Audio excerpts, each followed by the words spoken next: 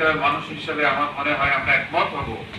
আমাদের এখানে যে 5টি আসন ছিল সেই 5টি আসন শুধু নয়, গোটা সাতক্ষীরার 7টা উপজেলা একটি ছোট, বাদ বাকি প্রত্যেকটি উপজেলায় যদি পৃথক পৃথক আসন হয় তাহলে সাতক্ষীরার উন্নয়নে মানুষ রাষ্ট্রীয় হিস্সা পাবে, সুযোগ সুবিধা পাবে, রাষ্ট্রের কাছ থেকে সুযোগ সুবিধা আদায় করে নেওয়ার পথ বের হবে।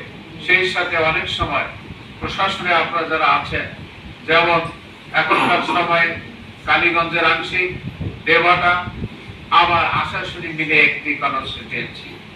এখানে এমপি সাহেবগণ তারা তো এমপি সবকিছু করতে পারেন, ভূমিকা রাখতে পারেন, পাওয়ার হোল্ড করেন, কিন্তু সেখানকার প্রশাসনের কর্মকর্তা বৃন্দ সেক্ষেত্রে একটা জটিলতার মধ্যে পড়ে যান।